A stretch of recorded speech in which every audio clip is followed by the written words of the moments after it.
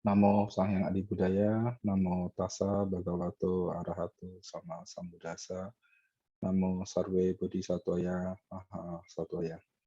Bapak-bapak, ibu-ibu, dan saudara-saudari yang berbahagia, selamat pagi, Namo Buddhaya. Suara saya bisa kedengaran?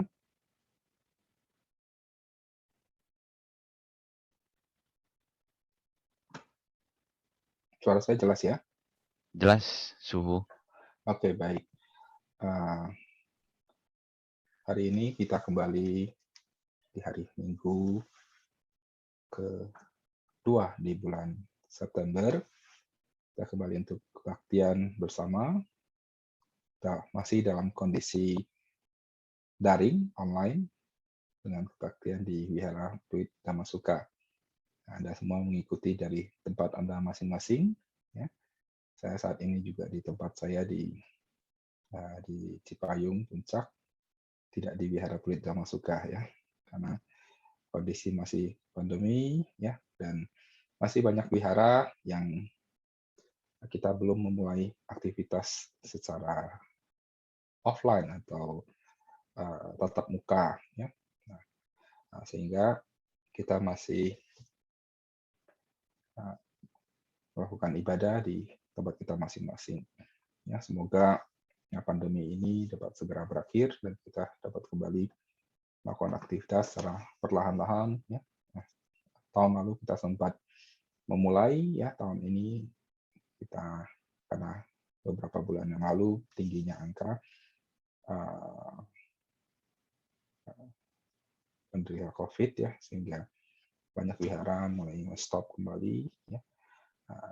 Kita semua berharap ya semua ini akan segera berakhir dan kita dapat kembali beraktivitas normal ya, walaupun tentu setelah bertahap, dan banyak yang mengatakan kita harus mulai terbiasa ya bersahabat dengan COVID ini ya, dan tentu merubah pola hidup kita ya menjadi lebih baik ya, dan mematuhi protokol kesehatan ya, sehingga ya penyakit ini akan ya, tidak mudah ya, kita tidak mudah terjangkit, dan sekalipun terjangkit kita dapat sembuh dengan cepat. Ya, tentu ini adalah suatu kebiasaan baru yang harus kita mulai. Ya. Dan hari ini ya, kemarin ketika saya diminta untuk mengisi Dhammadesana ceramah di sini, ditanyain topik ya, karena pas berbarengan itu saya lagi lihat jadwal pernikahan ya di Wihara Ekayana, karena ini sudah lewat bulan 7 ya, masuk ke bulan 8 Imlek, itu mulai banyak menikah ya. Karena saya perhatikan di bulan 7 tidak ada yang menikah ya. Nah, jadi pada saat Pak Sarwan menanyakan topik ke saya langsung timbul ide ya, saya kasih topik setiap hari adalah hari baik ya. Nah, karena kenapa ya? Nah, tadi saya ambil contoh tentang banyak orang Tionghoa terutama ya, pantang ya, nggak mau melakukan kegiatan mau buka usaha, apalagi pernikahan atau berbagai aktivitas ya. Nah, di bulan 7 Imlek katanya itu bulan hantu ya, tidak baik ya. Nah, bulan 8 karena bulan baik ya, angka 8 kan orang Tionghoa bilang angka hoki ya. Nah, jadi bulan 8 ini banyak sekali ya, kalau di wihara-wihara Anda perhatikan selama bulan 7 tidak ada. Dulu tidak ada, sekarang agak mending, masih ada ya, tapi tidak banyak ya yang melakukan pemberkatan atau pernikahan. Ya mungkin di sini ada yang punya usaha restoran atau jadi IO ya di wedding, jobnya bulan 7 itu pasti sepi ya. Nah, kalau bulan 8 banyak ya. Kadang Sabtu Minggu ada banyak pasangan, apalagi nanti pas Sabgonya nanti ya. Nah, satu hari itu bisa full ya. Saya pernah melihat sampai ada belasan pasangan melakukan pemberkatan di wihara ya pas Sabgonya. Nah, karena buat banyak masyarakat terpersepsi ya bahwa ini ada bulan baik, ini ada hari baik ya. Nah, ada hari baik, ada bulan baik. Apakah benar demikian? Ya. Ketika kita melihat tentang hari baik, bulan baik, tahun baik, itu kan sebenarnya adalah kebanyakan adalah persepsi suatu kebudayaan ya di satu masyarakat. Ya. Buat orang Tionghoa, ya, misalnya memiliki persepsi bulan 7 tidak baik, bulan 8 baik, ada bulan-bulan yang baik, ada bulan 6 juga nggak baik katanya. Nah, ada banyak persepsi-persepsi seperti itu. Tapi ketika ketika melihat seluruh uh, sub etnis dari orang Tionghoa juga, dan setiap daerah, misalnya Anda ke Tiongkoknya, setiap daerah juga memiliki persepsi yang berbeda-beda tentang hari baik dan hari tidak baik itu, ya, yang turun temurun, ya. Nah, apalagi ketika kita membuka wawasan kita, ya. Kalau dikatakan, kita ambil contoh misalnya di dalam bulan 7 tidak baik, ya, itu berlaku hanya untuk orang Tionghoa saja atau berlaku general? Ya, kalau dikatakan tidak baik harusnya ya. Nah, kalau kita berbicara harusnya berlaku general dong untuk semua semua orang. Nah, tidak hanya berlaku untuk etnis tertentu. Tapi kita lihat kadang-kadang pada saat bulan 7 Imlek, Anda lihat kadang-kadang di penanggalan Jawa, ya, itu bisa jadi bulan baik ya. Nah, Anda ke daerah-daerah di Jawa atau ke melihat komunitas etnis Jawa, banyak yang melakukan pernikahan ya, di bulan itu. Ya. Di saat bulan bulan itu jatuh pada bulan baik, karena penanggalan Jawa mengikuti penanggalan Islam, tentu bulannya terus bergeser ya, hari terus bergeser. Ya, kadang-kadang ketemu pas bulan baik juga di situ. Ya. Nah, masih punya pandangan seperti itu. Kalau seperti ini, berarti baiknya hanya buat kita ya, buat yang tidak, orang lain tidak baik. Nah, ini suatu persepsi yang diturunkan turun temurun, dan apakah hal itu benar? Ya. Nah, ini akan kembali lagi kita tanyakan kembali. Nah, kenapa masyarakat masa lalu memiliki persepsi-persepsi seperti ini? Ya. Dan kalau seperti ini, apakah kalau tidak berlaku universal, tidak berlaku secara luas, apakah itu masih dapat kita percaya secara membuta? Ya, nah, termasuk misalnya, ya, belakangan saya baru tahu di Jakarta, ya, bukan hanya hari hari pernikahan saja. Ya. Nah, mitos tahyul tentang itu bahkan di daerah Jawa, misalnya percaya kalau orangnya meninggal, ada yang orang meninggal meninggal di hari Sabtu katanya, itu tidak baik. Ya. Katanya nanti akan ada yang nyusul, ada yang dibawa. Ya. Nah, tidak mau ya meninggal. Emang kita bisa pilih kapan kita meninggal? Ya, sama seperti kita tidak bisa pilih kapan kita lahir. Tapi sekarang lahir bisa dipilih deh ya. Ada orang milih anaknya pengen lahir hari baik ya, maka itu dia pakai nggak mau lahir secara natural ya, dengan sesar ya, dipilih jam baik, hari baik ya, dokternya sudah di booking mesti jam segini ya, hari segini ya. Nah, lalu kalau meninggal bisa ditentukan seperti nggak bisa ditentukan ya. Nah, tidak mau kremasi di hari Sabtu, tidak mau meninggal di hari Sabtu ya. Nah, kemarin ada saudara saya yang meninggal beberapa tahun lalu, meninggal di hari Sabtu. Nah, paman saya, terus istri paman saya bingung karena ada saudaranya yang mengatakan tidak baik meninggal di hari Sabtu, harus ada bikin kias ya. Nah, kalau enggak nanti dibawa yang lain. Nah, mitos tahyul seperti ini sebenarnya tidak, apakah memiliki dasar ya, yang kuat, terutama ketika kita melihatnya dari persepsi Buddha Dharma. Ya. Karena mitos-mitos ini tidak memiliki argumentasi yang kuat. Nah, sekarang kan lagi banyak yang mengatakan sesuatu itu harus base, karena kebetulan di lingkungan saya banyak yang lagi ngambil kuliah S1, S2, S3 ya. Nah, jadi kalau Anda mengatakan itu hari tidak baik, nah, dasarnya apa? Ya, apakah ada penelitian yang membuktikan, ya misalnya, ya, nah, yang menikah di bulan 8 pasti keluarganya bahagia. Ya. Nah, yang dilahir di tanggal tertentu, tahun tertentu pasti jadi sukses. Yang lahir di tahun tertentu, tanggal tertentu pasti tidak sukses. Tidak ada, tidak bisa membuktikan. Ya. Tapi yang bisa dibuktikan adalah banyak orang Tionghoa yang memiliki persepsi seperti itu. Ya. Nggak mau punya anak di tahun tikus, nggak bagus. Ya. Nah, pengennya punya anak nanti di tahun naga. Ya. Siong naga paling bagus. Dan ini benar. Saya pernah membaca suatu riset mengatakan di Singapura, ya karena banyak etnis Tionghoa, ya, angka kelahiran tertinggi itu selalu ada di tahun-tahun Siong naga. Ya. Ya, karena persepsi ini sudah mendarah daging. Ya. Dia bisa jadi tidak benar-benar percaya, tapi hanya mengikuti secara membuta. Ya. Ini yang sebenarnya terjadi di tengah-tengah kita.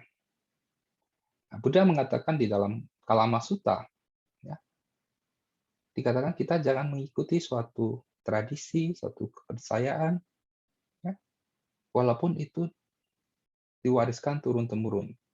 Ya. Nah, jika itu tidak sesuai dengan kebenaran, ya, tidak sesuai dengan dharma. Ya.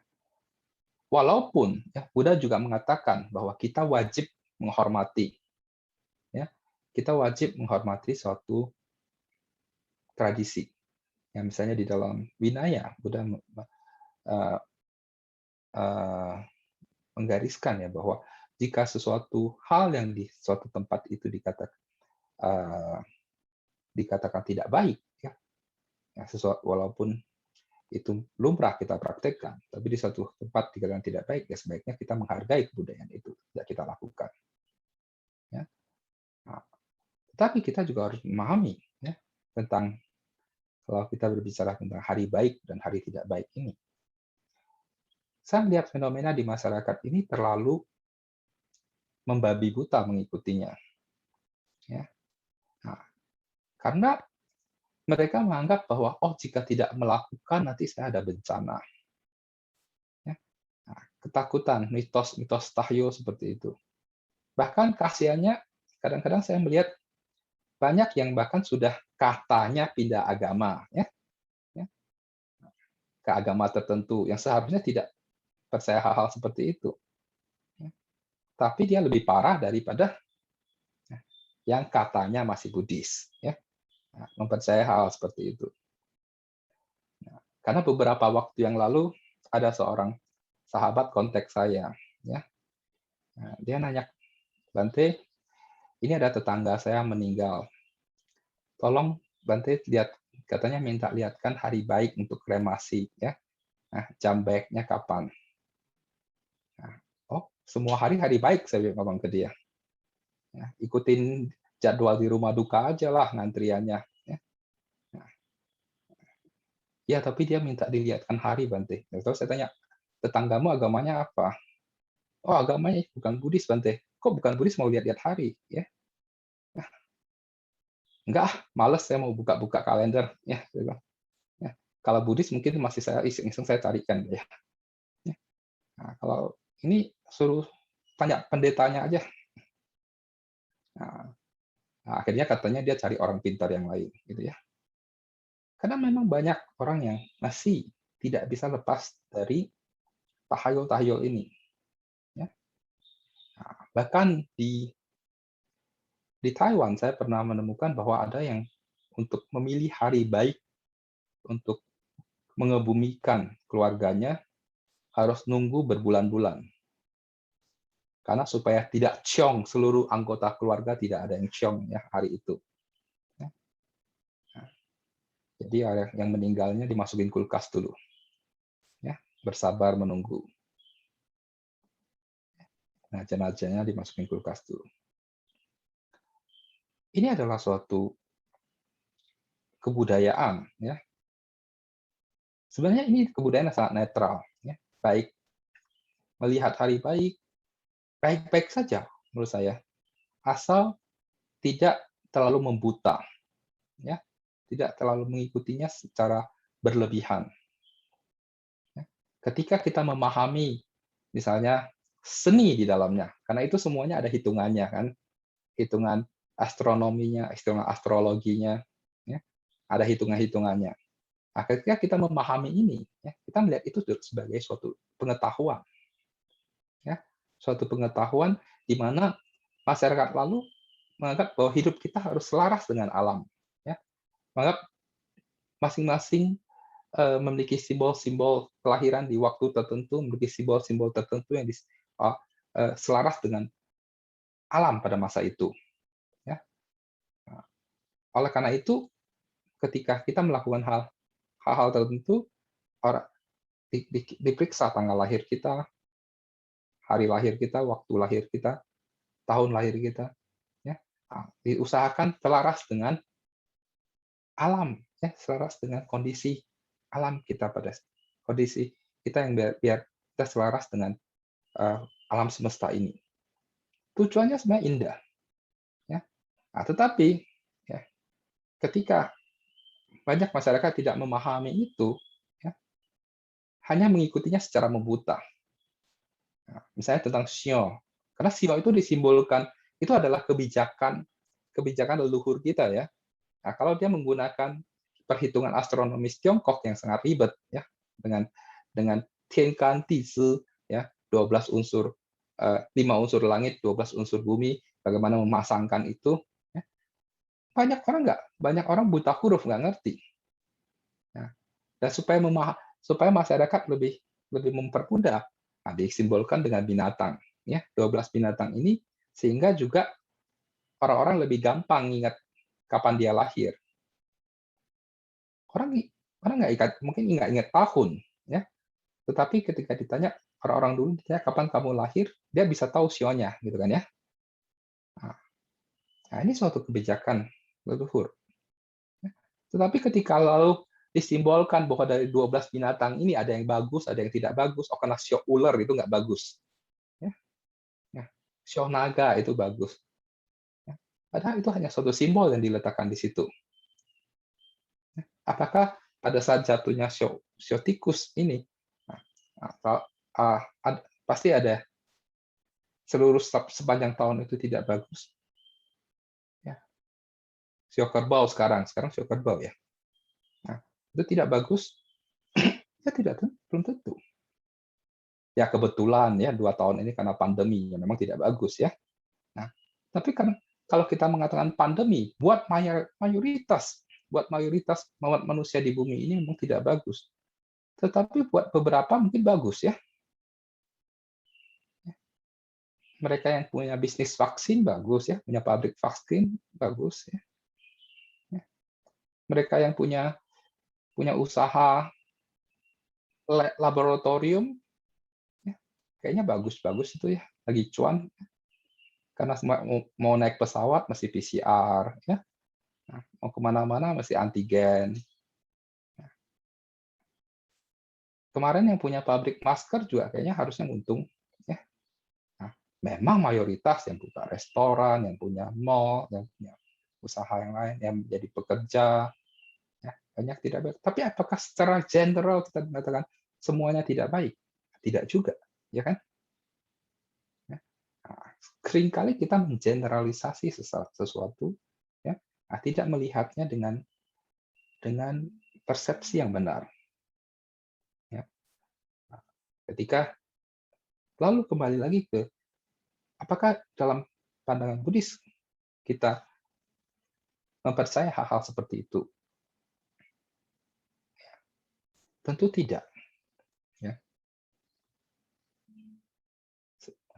Seringkali ketika dalam tradisi Chan, dalam tradisi Zen, ya, seringkali kami menggunakan satu istilah ini ya, tiap hari adalah hari baik. Ya.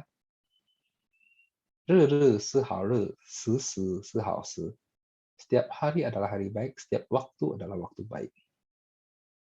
Jika pikiran kita baik, jika batin kita baik, ya,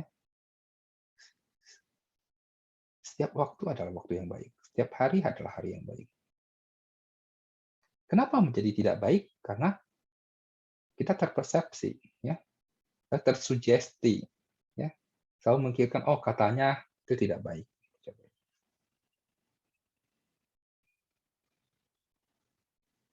Orang-orang Tionghoa pantang dengan angka 4, ya. Katanya si, ya. Suaranya mirip dengan mati. Nanti Anda ke gedung-gedung yang punya orang Tionghoa nggak ada lantai 4. Bahkan di wihara kami juga berpengaruh ya, nggak ada lantai 4. Saya bilang, kenapa nggak ada lantai 4 ini?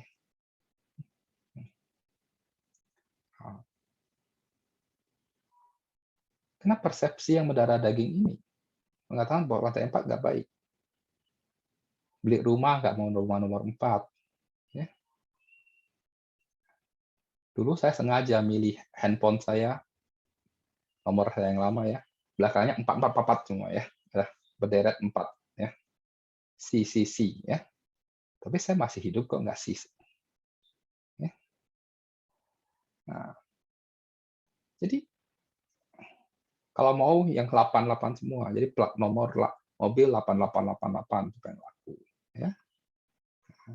Beli nomor HP kalau angka 8-nya banyak, pasti nomor itu bisa berjuta-juta.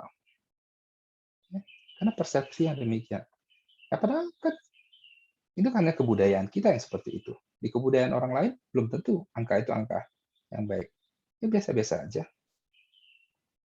Nah, karena sekarang nggak berinteraksi dengan kebudayaan dari Barat, di gedung-gedung juga tidak ada angka 13. Ya, kalau Anda masuk ke gedung-gedung tinggi, seringkali tidak ada lantai 13. Angka 13 dianggap tidak jelek oleh orang dari kebudayaan Barat. Ya. Katanya begitu ya. Nah, karena yang jelek, jadi orang Cina juga nggak mau ya. Nah, jadi juga tidak ada. Jadi dikurang lantainya langsung loncat ya. Yang nggak ada 4, nggak ada 13. Ya. Jadi ini suatu yang tertanam di dalam kesadaran kita oleh kebudayaan yang seperti itu. Ya. Yang sebenarnya apakah bisa dibuktikan kebenarannya? Ya. Dan karena sudah tertanam ya dalam keyakinan orang tersebut, ya seringkali dia mengalami hal-hal yang tidak baik di hari-hari itu, ya sehingga menambah keyakinannya. Ya. Padahal hal yang tidak, karena Anda mengharapkan, Anda sudah khawatir, oh ini tanggal 4 ini tidak baik. Ya. Anda melakukan sesuatu sudah dengan harapan yang tidak baik, dengan sugesti yang tidak baik. Ya. Anda hal tidak baik untuk hadir di diri Anda pada hari itu. Karena batin Anda sudah tidak baik pada saat memulainya. Coba Anda setiap hari memulai hari Anda dengan bahagia. Setiap hari Anda memulai hari Anda dengan penuh rasa syukur. Hari itu akan penuh dengan hari yang baik. Sekalipun ada hal-hal yang tidak selaras dengan harapan kita, tidak baik, tidak sesuai harapan kita, kita akan bisa melihatnya dengan sisi yang positif. Anda tidak akan merasa, oh karena hari ini hari tanggal 13, hari Jumat lagi, Friday the 13th, ya. Amsyong saya ya, nggak boleh keluar. Ya.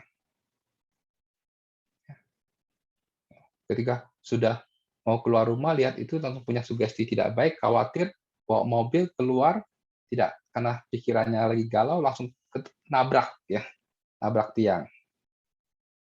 Tambah lagi ya. Nah, pikirannya sudah tidak baik kan?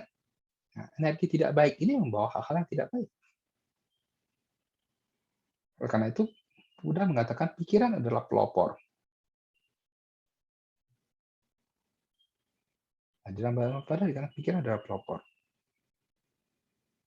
Di dalam Avatamsaka Sutra, Buddha mengatakan ichie wei xin zao. Ya. Kita harus merenungkan ingkuan fa jie xing ichie wei xin zao. Kita harus merenungkan seluruh semesta ini sebenarnya adalah refleksi dari pikiran kita. Jika di pikiran kita baik, batin kita baik, semua hal yang muncul di depan kita akan menjadi baik.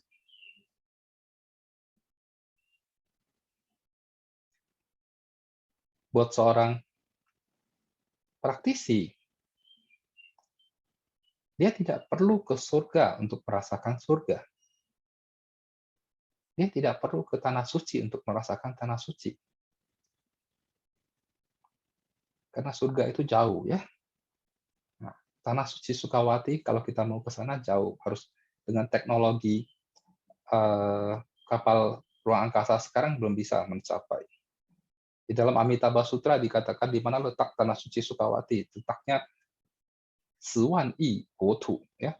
10,000,000 berarti 1 triliun, ya, galaksi dari sini.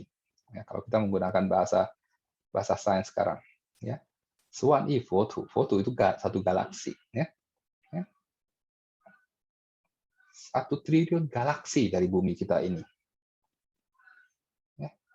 Pesawat tercanggih sekarang aja baru sampai Mars itu sudah bertahun-tahun, ya.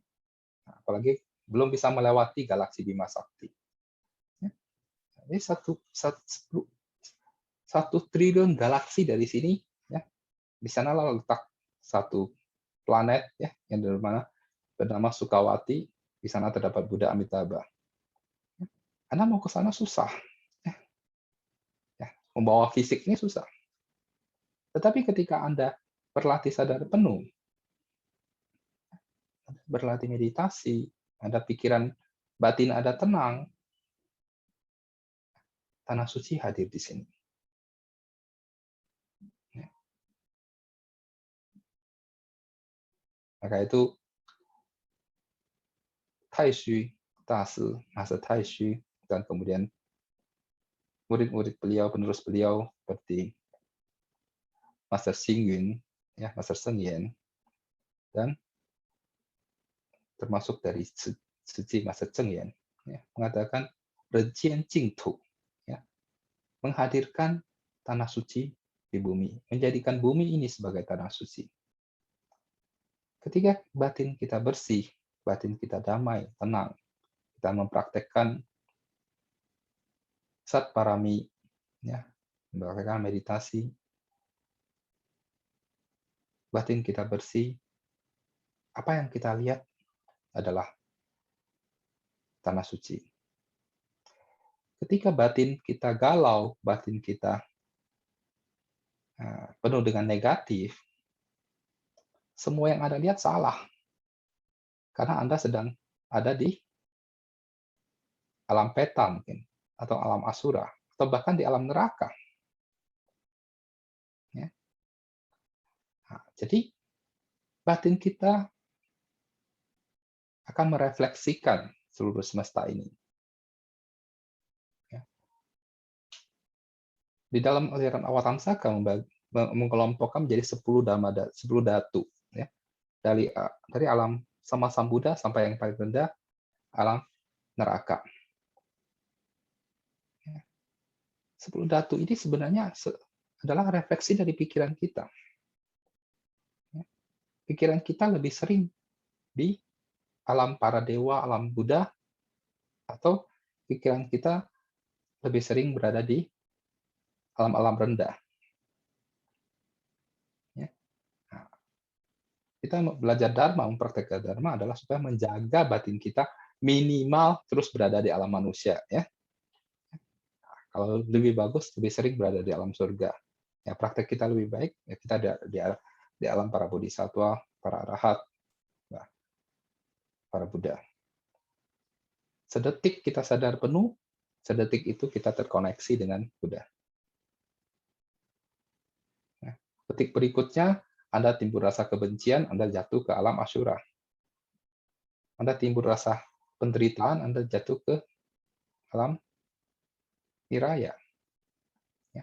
Seberapa sering, kita coba bisa evaluasi, seberapa sering hari-hari kita, waktu-waktu kita setiap hari berada di dalam kondisi yang baik. Kalau setiap hari 24 jam kita, setengahnya kita berada menderita, itu hati-hati ya. Itu nanti lama-lama Anda harus ke psikiater karena Anda stres. Tapi kalau minimal separuh dari waktu Anda sadar ini, ya, dari waktu Anda bangun sampai Anda tertidur kembali, Anda berada dalam kondisi yang bahagia. Ya. Nah, lebih sering berada di state of mind sebagai manusia atau sebagai dewa. Ya. Nah, Anda bisa sekali-sekali Anda mempraktikkan meditasi, Anda berada di dalam tataran batin sebagai Buddha dan Bodhisattva. Saya yakin hidup kita akan menjadi lebih damai, lebih bahagia.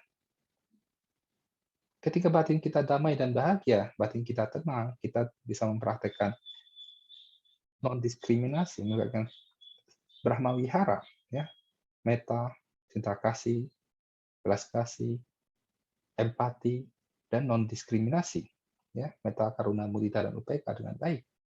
Ya, kita tidak mendiskriminasi. Ya, upeka itu sangat penting, ya. Metta bisa timbul kalau ada UPK. Kalau Anda masih mendiskriminasi, Anda tidak akan memunculkan metta. Mendiskriminasi ada hari baik, ada hari tidak baik. Mendiskriminasi, oh ini yang saya suka, ini yang tidak suka. Kalau Anda masih mendiskriminasi, ada etnis yang Anda rasa tidak baik, ada agama yang Anda rasa tidak baik, ada orang yang Anda tidak suka, Anda masih mendiskriminasi. Metta tidak akan muncul, karena belas kasih universal adalah untuk semuanya, kan? Ada mengenal sabe, sata, bawantu, sukitata, tidak ada yang kecuali yang saya benci, ya. Tidak kan? Nah, praktek cinta kasih harus landasannya adalah bagaimana kita mengembangkan batin yang tenang, batin yang damai. Karena semua itu berkaitan. Ya. Cinta kasih universal tidak akan muncul, ya, tanpa keseimbangan batin, tanpa non-diskriminasi. Nah, karena kita mampu mempraktekkan Dharma dengan sebaik-baiknya, pikiran kita damai, penuh dengan kasih, setiap hari adalah hari baik. Ya. Beberapa tahun lalu saya dapat satu forwatan, ya, tentang, nggak tahu ini kisah nyata atau kisah benar. Dikatakan ada seorang pengusaha, ya, pengusaha kaya mengundang seorang ahli Hong Shui, ya, katanya untuk melihat Hong Shui vilanya. Ya. Nah, itu dia datang menjemput ahli Hong Shui tersebut. Nah, si ahli Hong Shui ketika duduk di mobil pengusaha tersebut, dia sudah merasakan vibrasi yang sangat positif. Ya. Nah, si pengusaha itu membawa mobil dengan tenang, ya. Walaupun ada yang menyalip mobilnya, dia tidak maki-maki, marah-marah. Ya. Nah, dia malah mengalah, ya, yang mau buru-buru duluan. Ketika dia sampai ke vilanya, dia melihat ada gerak-gerik binatang, burung, ya. Lalu dia bilang, oh kita stop dulu, jangan masuk dulu. Nah, lalu ahli Hong Shui tanya, kenapa? Ya. Oh ini ada anak tetangga lagi nyolong mangga di villa saya. Nanti kalau kita buka gerbang sekarang, nanti mereka kaget, ya. Takutnya mereka jatuh dari pohon. Tunggu sebentar sampai mereka pergi, baru kita buka. Nah, ahli Hong Shui itu langsung ngomong, oh kalau gitu gak usah lihat Hong Shui rumah kamu lagi. Ya. Kamu adalah orang yang penuh dengan positif, penuh dengan kebaikan. Memperhatikan hal-hal detail dengan di mana kamu berada, di situ adalah tempat yang baik. Ya. Tidak perlu lagi lihat Hong Shui. Nah, ini orang ahli Hong Shui yang bijak menurut saya. Nah, karena di mana kita tinggal tergantung di kitanya, ya. Memang lingkungan mempengaruhi, ya. Hong Shui itu sebenarnya seni sebenarnya, ya. Tidak ada mistis-mistisnya sebenarnya. Ya, itu ilmu pengetahuan seni. Nggak mungkin Anda bangun tembok di depan pintu rumah Anda, ya itu pas nggak usah nanya ahli Hong Shui, nanya saya juga tahu itu pasti tidak baik Hong Shui-nya, ya. Anda buka pintu rumah Anda di tengah-tengah jalan yang ramai, itu pasti nggak baik, ya. Nah, jadi Ini menceritakan bahwa batin seseorang ketika kita damai, kita penuh perhatian, kita penuh dengan cinta kasih, lingkungan sekitar kita berubah menjadi baik. Ya. Karena di mana kita berada pada saat itu wilayah di sekitar kita menjadi tanah suci, menjadi pure land, menjadi surga. Kita sendiri bisa merasakan ya, ketika kita berada di tengah-tengah para praktisi yang bagus, kita bisa merasakan kedamaiannya. Ya. Ada sahabat-sahabat yang bercerita bahwa ketika dia datang ke beberapa pusat-pusat meditasi yang memang sangat prakteknya sangat baik, sangat sangat disiplin, ya, sangat penuh dengan cinta kasih. Bahkan dalam radius beberapa kilometer dia bisa merasakan vibrasi yang positif, batinnya menjadi lebih tenang. Sehingga orang-orang yang datang ke sana menjadi penuh kedamaian. Hendaknya bukan hanya di wihara saja kita mempraktekkan ini. Nah, kita bawa ke dalam diri kita, bawa ke dalam rumah kita. Ya. Sehingga rumah Anda, ya, di mana Anda berada, keluarga Anda ketika bersama-sama mempraktekkan dharma, mempraktekkan kehidupan yang penuh dengan keharmonisan, ya, rumah Anda menjadi pure land, rumah Anda menjadi surga, menjadi tanah suci. Ya. Yang tinggal di sana akan penuh dengan kebahagiaan dan penuh dengan kedamaian. Setiap hari adalah hari baik. Setiap waktu adalah waktu yang baik buat yang tinggal di rumah itu. Baik, ini saja yang ingin saya sampaikan pada pagi hari ini. Ya, selanjutnya jika masih ada waktu, kita dapat membuka sesi tanya jawab. Jika tidak ada, kita sampai di sini. Terima kasih. Namo Buddhaya. Apakah ada yang ingin bertanya secara langsung? Selamat pagi, Namo Omitovo Suhu. Bagaimana agar kita bisa menjalankan Dhamma tanpa meninggalkan tradisi? Karena kadang sebelum dikenalkan dengan Dhamma, kita sudah dikenalkan dengan tradisi dan budaya kita masing-masing. Terima kasih, Suhu. Baik, pertanyaan ini pertanyaan yang sangat bagus ya. Bukan berarti bahwa ketika kita belajar Dharma, kita menjadi umat Buddha, kita lalu meninggalkan semua kebudayaan tradisi kita. Ya. Karena ini akan menjadikan Anda orang yang tidak memiliki akar. Ya. Nah, justru sebaliknya, Anda harus benar memahami akar tradisi kita masing-masing.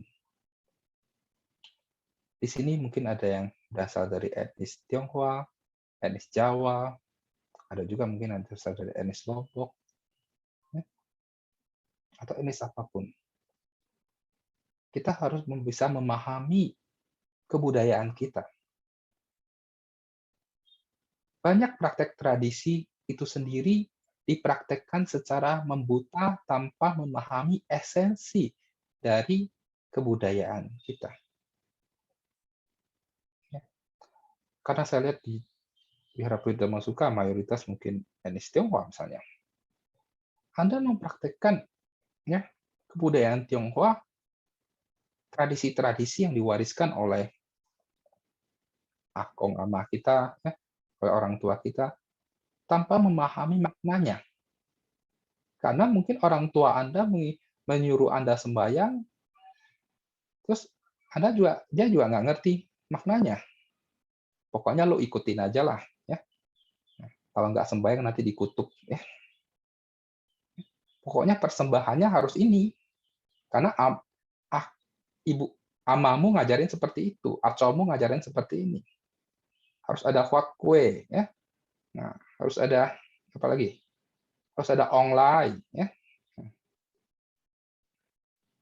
Nah, terus harus apa? Harus ada babi, harus ada 3 binatang, ya, samseng, ya. Maknanya apa? Nggak tahu. Nah, itu namanya bahasa Tionghoa misin ya, kepercayaan membuta, ya, mengikutinya secara membuta, karena Anda tidak mengerti maknanya. Kenapa harus sembahyang cengbeng?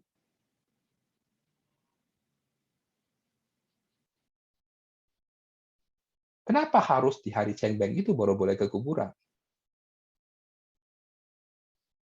Banyak orang Tionghoa ditanyain nggak paham, nggak tahu bahwa itu adalah keputusan raja, ya.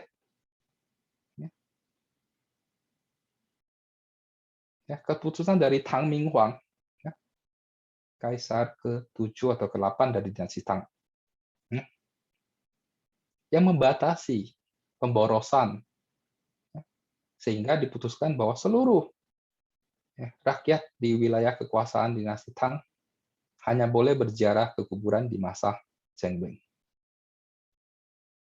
Nah, Qingming itu adalah salah satu dari Jieqi ya dalam sistem penanggalan Tiongkok, ya, yang berdasarkan hitungan matahari, yang jatuhnya kalau di kalender matahari, kalender Gregorian ya yang kita gunakan secara internasional sekarang, itu jatuhnya tanggal 4 atau tanggal 5 April.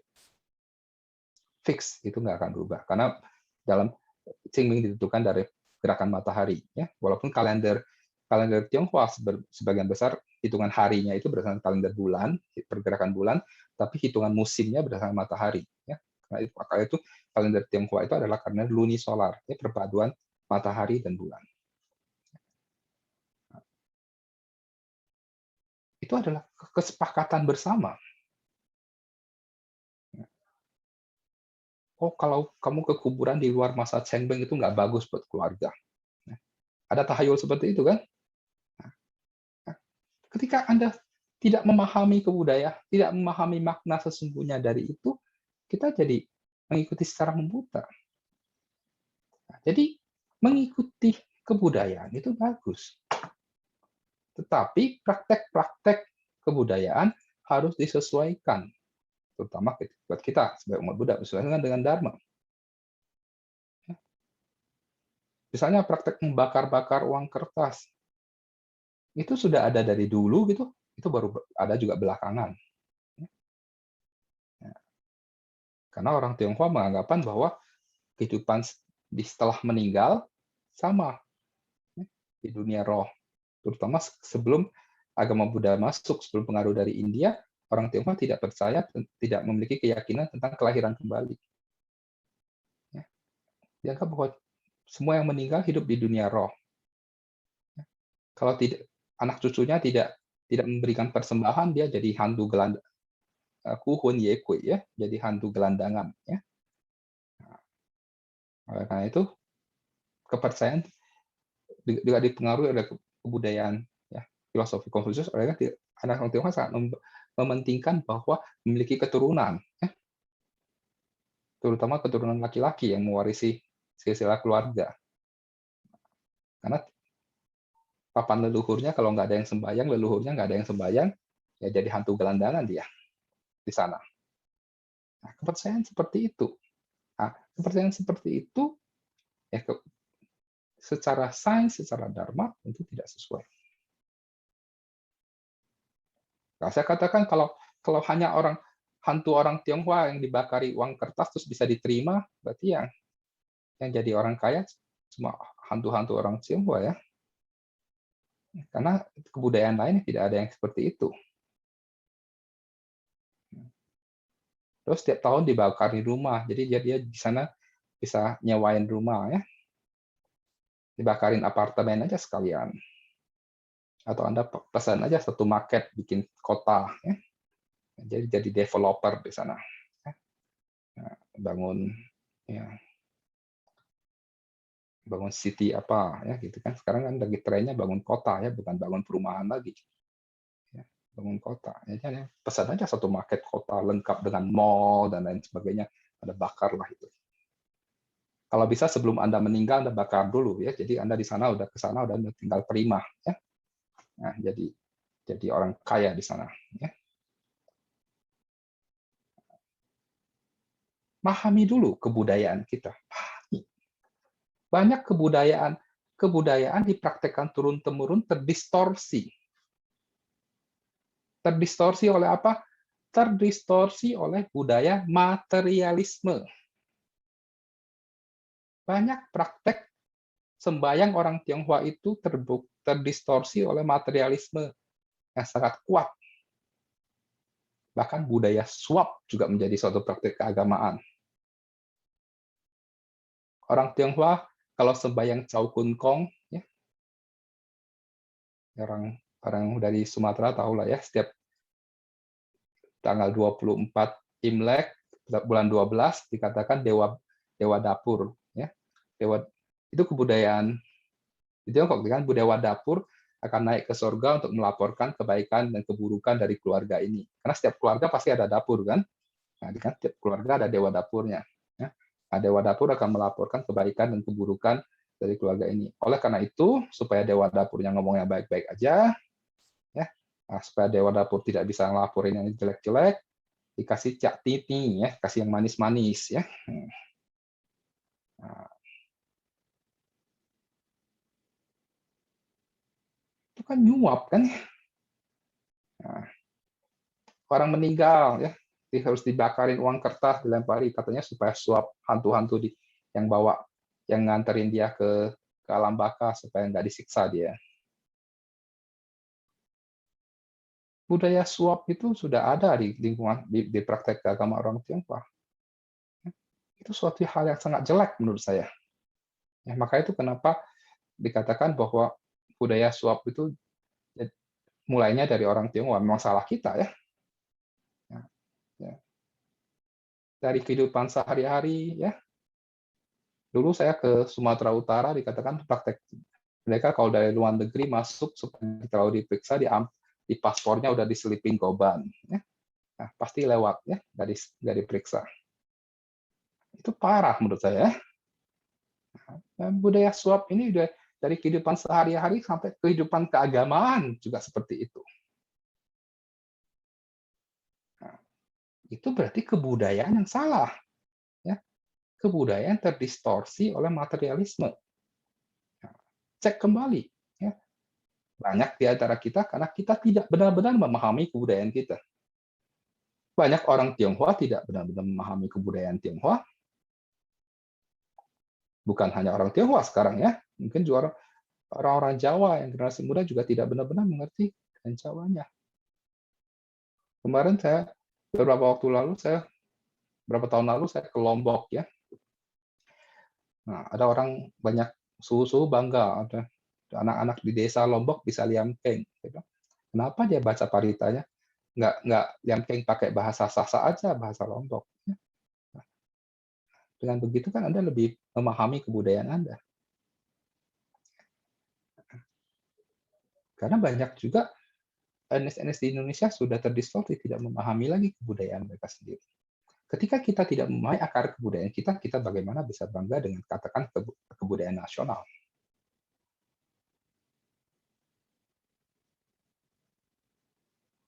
Oke, ya. Jadi praktek keagamaan dan kebudayaan atau tradisi tidak saling bertentangan, tetapi tradisi-tradisi termasuk cara kebaktian kita, tradisi-tradisi kebudayaan dan tradisi-tradisi agama harus terus disesuaikan dengan zaman ya. Nah, misalnya Wihara Dhamma Sukara termasuknya juga pada masanya cukup mendobrak tradisi kebaktian dengan duduk di kursi gitu kan. Nah, itu kan sesuatu yang baik. Ya toh? Kemudian banyak wihara juga ikut kan ya. Itu suatu tradisi yang baik ya. Karena tradisi orang timur memang biasa duduk di lantai ya, kebaktian duduk di lantai. Itu kan perubahan yang sangat baik kan, positif. Nah, kebudayaan dan tradisi harus terus sesuai dengan zaman. Tapi esensinya yang harus dipahami. Jika esensinya tidak dipahami, ya sekarang pandemi, bakarnya juga masker juga dibakar. Ya. Nah, dianggapnya orang mati juga masih kena COVID. Nah, karena Anda tidak memahami esensi kebudayaan itu. Anda menggunakan pemikiran Anda di masa kehidupan sekarang terus menganggap bahwa orang mati juga masih butuh hal yang sama, masih butuh masker. Oke.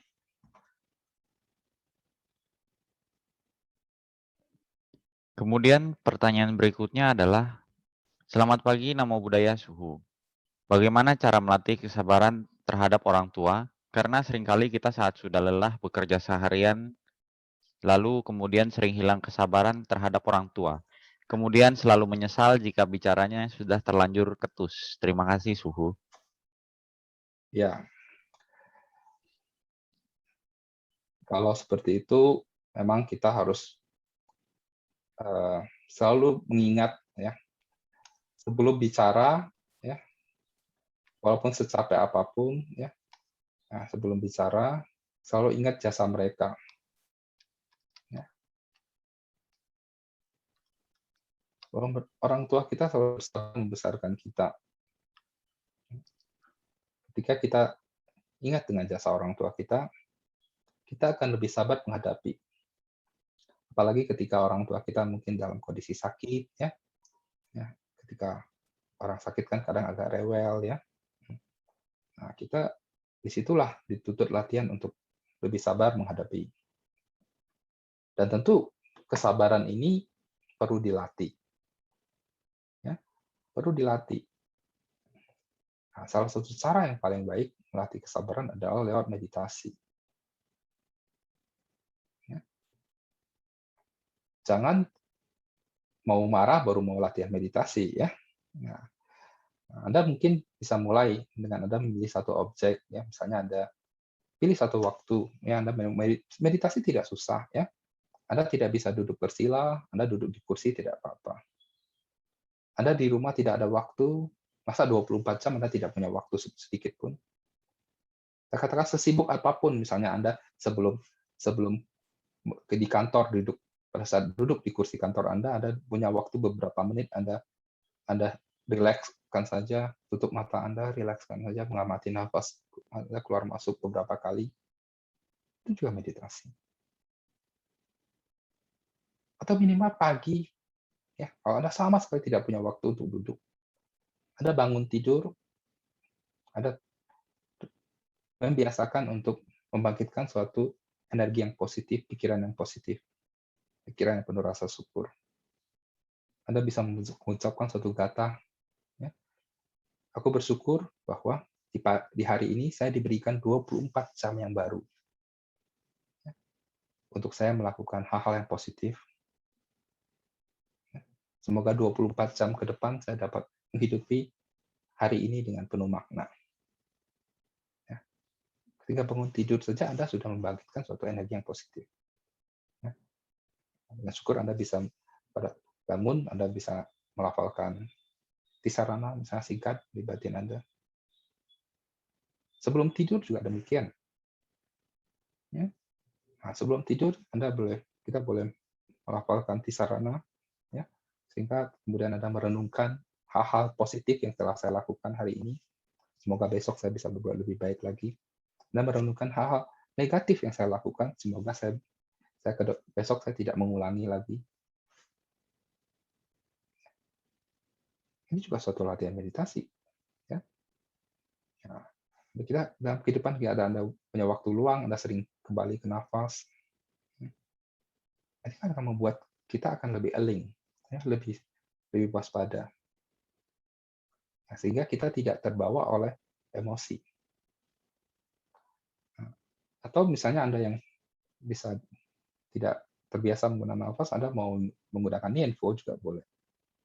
Anda boleh melafalkan Amitabha, Amitofo, atau misalnya Kwansin Pusa. Nah, itu bisa Anda lakukan lebih sering lagi.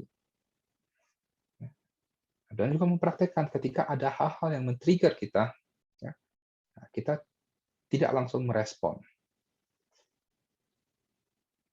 Baik di kantor, di lingkungan lain, ya, di lingkungan kerja, ada sesuatu kita tidak terlalu responsif langsung. Ya. Kita pikirkan dulu. Apalagi ketika kita tahu kita sedang emosi. Sehingga kita tidak langsung merespon. Ketika kita sedang emosi, omongan yang keluar pasti tidak baik. Ya, seringkali menjadikan penyesalan kemudian. Tetapi karena kita tidak mampu mengendalikan, ya, menyadari bentuk-bentuk pikiran yang muncul pada saat itu, sehingga kita terlepas. Belajar untuk berhenti. Ya. Samatha artinya berhenti. Orang Tionghoa menerjemahkan samatha sebagai zi, berhenti. Nah, di sini dibutuhkan energi samatha. Bagaimana kita berusaha berhenti sebelum kita bertindak, sehingga kita dapat melihat lebih mendalam lagi. Dan ini perlu dilatih. Ya. Ini perlu dilatih, kesabaran tidak akan muncul serta-merta. Nah, kita bisa terhadap orang tua, Anda mungkin bisa lebih sering membaca Sutra Bhakti, ya, yang mengajarkan kita dengan nilai-nilai membalas budi orang tua. Nah, dengan seperti itu, kita akan lebih sabar karena kita berusaha untuk melihat hal positif dari orang tua kita. Nah, tidak melihat hal-hal negatifnya. Nah, latihan ini harus terakumulasi terus-menerus. Ya. Oke, ya, jadi berlatih kesabaran dalam kondisi apapun. Nah, kita perlu mengakumulasi energi kesadaran penuh ini, energi kesabaran itu. Nah, jadi tidak serta-merta ada tips yang langsung Anda bisa jadi sabar. Ya, tidak ada, karena kita bukan program komputer, ya. Ada bug dicari di install aplikasi pendukung, Anda tekan tombol ini langsung stop, nggak bisa. Ya. Nah, kita ini manusia, ya. Nah, banyak faktor-faktor yang mempengaruhi. Nah, dan melatih suatu kebiasaan baik butuh waktu, ya, butuh waktu. Ya. Nah, Anda juga harus sabar mau latihan. Kalau Anda tidak sabar latihan, ya nggak bisa sabar. Ya. Nah, oke. Baik, apakah ada lagi yang ingin bertanya secara langsung?